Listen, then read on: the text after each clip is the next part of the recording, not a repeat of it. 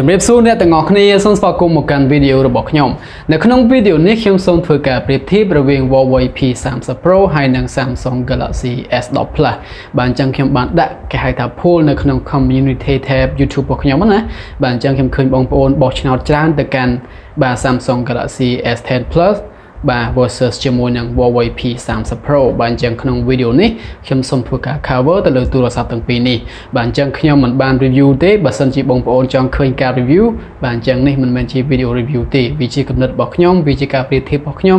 បាទអញ្ចឹងនិយាយចំទៅវាជាការធ្វើ cover ទៅលើទូរស័ព្ទទាំងពីរនេះខ្ញុំសូមលើក5ចំណុចសំខាន់យកមកប្រៀបធៀបនៅក្នុងវីដេអូដែលខ្ញុំចង់និយាយឥឡូវនេះបាទអញ្ចឹងចំណុចទាំងនោះគឺទី1ខ្ញុំចង់និយាយពីអេក្រង់របស់វាទី2ខ្ញុំចង់និយាយទៅលើកាមេរ៉ាទី3ខ្ញុំចង់និយាយទៅលើ performance ទី4ខ្ញុំនិយាយទៅលើ software ទី5ខ្ញុំសូមនិយាយទៅលើកម្លាំងថ្មហើយខ្ញុំនឹងនិយាយចំពោះ feature ផ្សេងៗទៀតនៅនាទីចុងក្រោយចឹងទី1យើងនិយាយទៅលើអេក្រង់របស់ទូរស័ព្ទទាំងពីរនេះបាទអញ្ចឹងយើងឃើញថាទាំង Samsung Galaxy S10PLUS ហើយនិង Huawei P30 Pro នេះមានអេក្រង់ធំដូចគ្នាមានបច្ចេកវិទ្យាអេក្រង់ល្អដូចគ្នាបាទដោយយើងឃើញថា Samsung Galaxy S10PLUS នេះមានទំហំអេក្រង់ 6.4 អ៊ីងហើយ Huawei P30 Pro ក៏មានទំហំអេក្រង់ 6.4 អ៊ីងដែរប៉ុន្តែវាធំជាងតិចតួចតែប៉ុណ្ណោះបាទអញ្ចឹងយើងឃើញថាវាមានបច្ចេកវិទ្យា Water Drop Noise ទៅលើ Huawei P30 Pro ហើយយើងមានគេហៅថា Black Hole ឬក៏ Hole Punch នៅលើ Samsung Galaxy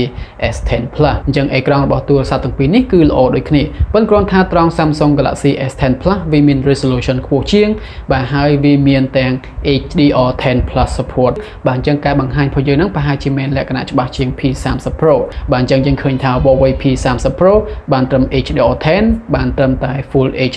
តែប៉ុណ្ណោះបាទអញ្ចឹងការបង្ហា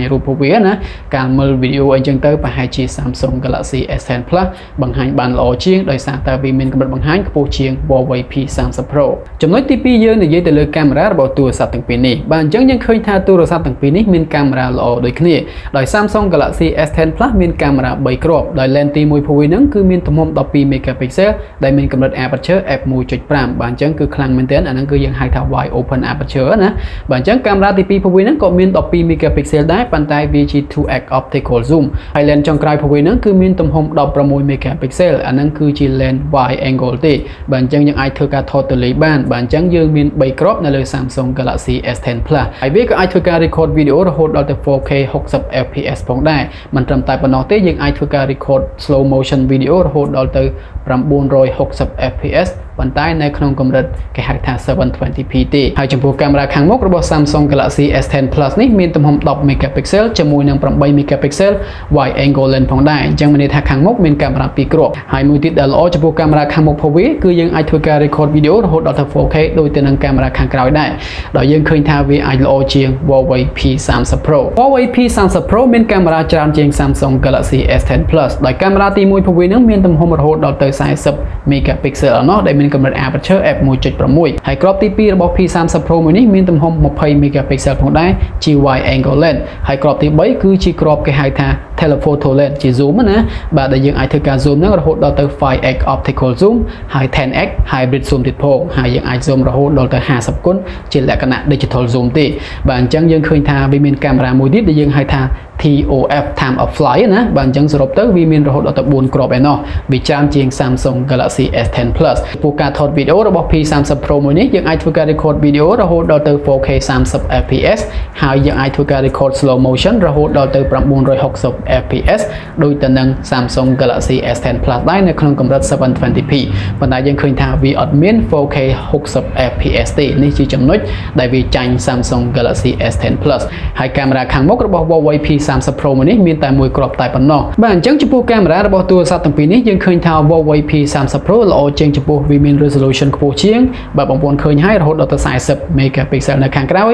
32 megapixel នៅខាងមុខហើយមួយទៀតហ្នឹងគឺវាអាចធ្វើការថត low light ល្អជាង Samsung Galaxy S10PLUS ផងដែរបូកផ្សំជាមួយនឹងសមត្ថភាពនៃការ zoom បានឆ្ងាយជាង Samsung Galaxy S10PLUS បាទអញ្ចឹងក្រៅពីហ្នឹងខ្ញុំគិតថា Samsung Galaxy S10PLUS យកវិញហើយបាទអញ្ចឹងសមត្ថភាពនៃការ zoom P30 ល្អជាងថតពេលយប់ P30 ល្អជាង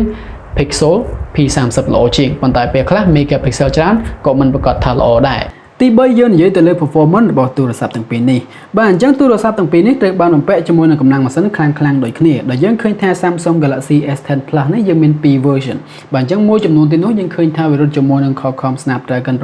855មួយចំនួនទៀតវាត្រូវបានរត់ជាមួយនឹង Exynos បាទជាកម្លាំងម៉ាស៊ីនផ្ទាល់ខ្លួនរបស់ Samsung តែម្ដងហើយវាក៏ត្រូវបានមកជាមួយនឹង RAM 6GB ដែលមាន memory ក្នុងម៉ាស៊ីនចាប់ពី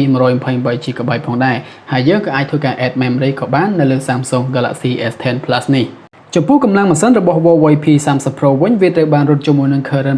980ដែលជាកម្លាំងម៉ាស៊ីនផ្ទាល់ខ្លួនរបស់ក្រុមហ៊ុន Huawei តែម្ដងហើយវាក៏មាន RAM 6GB ឬក៏ 8GB ទៅតាម capacity memory របស់វាហើយយើងក៏អាចធ្វើការថែម memory បានដូចគ្នាទៅលើទូរស័ព្ទទាំងពីរស៊េរីនេះប៉ុន្តែគាត់ថា Samsung Galaxy S10 យើងអាច add ជាមួយនឹងគេហៅថា micro SD card ចំណែក P30 Pro មួយនេះបើសិនជាបងប្អូនចង់បានគេហៅថា time memory ទៀតនោះយើងត្រូវតែ add ជាមួយនឹង nano SD card បាទអញ្ចឹងកន្លែងនេះបងប្អូនសួរខ្ញុំថាតើមួយណាវាទូលំទូលាយជាងបាទអញ្ចឹង Samsung Galaxy S10PLUS បាទវាប្រហែលជាទូលំទូលាយជាងហើយដោយសារតែវាត្រូវប្រើជាមួយនឹង micro SD card បាទអញ្ចឹងសរុបមកចំពោះកម្លាំងម៉ាស៊ីនរបស់ទូរស័ព្ទទាំងពីរនេះបើសិនជាបងប្អូនសួរខ្ញុំតើមួយណាវាខ្លាំងជាងមួយណានោះបាទអញ្ចឹងចម្លើយរបស់ខ្ញុំនេះខ្ញុំគិតថាប្រហែលជា Samsung ល្អជាងបន្តិចតែប៉ុណ្ណោះណាវាមិនខ្លាំងជាងអីណានោះទេបាទអញ្ចឹងយើងឃើញថាបើសិនជាបងប្អូនប្រើទូរស័ព្ទយើងជាមួយការលេងហ្គេមច្រើនជាមួយការកាត់តវីដេអូច្រើន export វីដេអូច្រើនអញ្ចឹងណាបាទអញ្ចឹងយើងឃើញថា Qualcomm Snapdragon 855ប្រហែលជាល្អជាង Kirin 980បន្តិចហើយយើងឃើញថាបន្ទុកនៅលើ End-to benchmark Snapdragon 855នេះវាខ្ពស់ជាង Kirin 980របស់ Huawei ទៀតផងបាទអញ្ចឹងកន្លែងនេះខ្ញុំសូមឲ្យបន្ទុកទៅកាន់ Samsung Galaxy S10PLUS ដែលរត់ជាមួយនឹង Snapdragon 855ទី4យើងនិយាយទៅលើ software របស់ទូរស័ព្ទទាំងពីរនេះបាទអញ្ចឹង Huawei ក៏ដោយ Samsung ក៏ដោយវាត្រូវបានរត់ជាមួយនឹង Android ទាំងអស់ហើយវាត្រូវបានរត់ជាមួយនឹង Android ចំនួនចុងក្រោយទៀតផងដែលយើងហៅថា Android Pie បាទប៉ុន្តែ Samsung Galaxy S10PLUS នេះវាត្រូវបានរត់ជាមួយនឹង One UI របស់ Samsung បាទអញ្ចឹង One UI នេះសម្រាប់ខ្ញុំ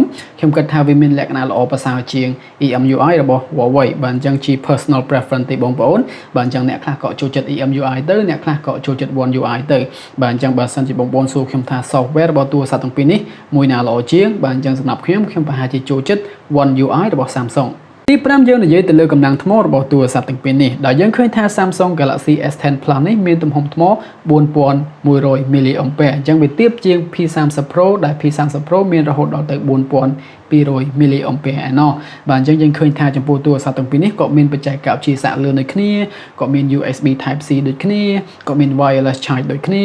បាទអញ្ចឹងយើងឃើញថាវាប្រហាក់ប្រហែលគ្នាច្រើនមែនទែនប៉ុន្តែដោយសារតែ P30 Pro យើងឃើញថាវា resolution អេក្រង់វាទាបតិចបូកផ្សំជាមួយនឹងថ្មវាធំជាង Galaxy S10 បន្តិចនោះបាទអញ្ចឹងយើងឃើញថាថ្មវាប្រហែលជាកាន់ជាង Samsung Galaxy S10 ហើយវាគួបផ្សំជាមួយនឹងបច្ចេកវិទ្យាសាកលឿនរបស់ Huawei វាអាចលឿនជាងបច្ចេកវិទ្យាសាកលឿនរបស់ Samsung បាទអញ្ចឹងកន្លែងនេះថ្មប្រហែលជា Huawei P30 Pro ល្អជាង Samsung Galaxy S10PLUSអូខេអញ្ចឹងនេះគឺជាចំណុចទាំង5ដែលខ្ញុំចង់និយាយទៅលើទូរស័ព្ទទាំងពីរនេះបាទអញ្ចឹងយើងឃើញថាទាំង Samsung Galaxy S10PLUS ទាំង Huawei P30 Pro នេះវាតែងតែមានចំណុចខ្លាំងនិងចំណុចខ្សោយបាទអញ្ចឹងឥឡូវនេះយើងចូលនិយាយទៅលើចំណុចគេហៅថា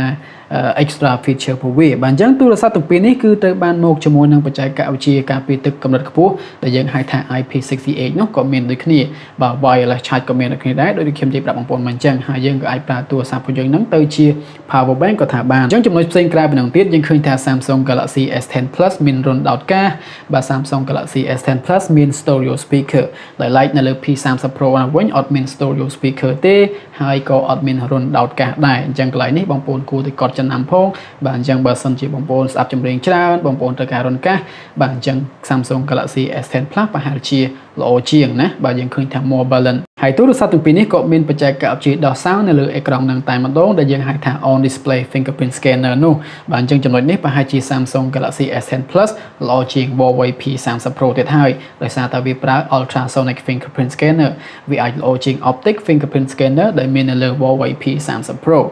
អូខេអញ្ចឹងទាំងនេះគឺជាអ្វីដែលខ្ញុំចង់និយាយទៅលើទូរស័ព្ទទាំងពីរនេះបាទអញ្ចឹងបងប្អូនអាចធ្វើការពិចារណាបានអញ្ចឹងបើសិនជាបងប្អូនសួរខ្ញុំថាតើគួរទិញមួយណាបាទអញ្ចឹងកំណត់របស់ខ្ញុំប្រហែលជា Galaxy S10PLUS ហើយវាអាច more balance ជាងណាវាសមទៅនឹងតម្លៃដែលយើងចំណាយវាសមទៅនឹង feature ដែលយើងទទួលបានបាទអញ្ចឹងទាំងការ design វាក៏ដោយទាំងកាមេរ៉ាក៏ដោយទាំង feature វាផ្សេងៗក៏ដោយយើងឃើញថា S10 Plus វាមានច្រើនជាង Huawei P30 Pro បាទអញ្ចឹង Huawei P30 Pro មួយនេះវាខ្លាំងដែរបងប្អូនចំពោះកាមេរ៉ាប៉ុន្តែកាមេរ៉ាពេលហ្នឹងដូចខ្ញុំនិយាយហ្នឹងវាអាចឈ្នះត្រង់គេហៅថាសមត្ថភាពនៃការ zoom សមត្ថភាពនៃការថតនៅពេលយប់បាទអញ្ចឹងក្រៅពីហ្នឹងទៀតប្រហែលជា Samsung Galaxy S10 Plus អាចល្អជាងអូខេអញ្ចឹងនៅពេលនេះសូមគិតចប់តែប៉ុណ្ណេះសង្ឃឹមថាអ្នកទាំងអស់គ្នាចូលចិត្តបាទអញ្ចឹងពេលនេះសូមគិតជម្រាបលាបងប្អូនប៉ុណ្ណឹងសិន Peace out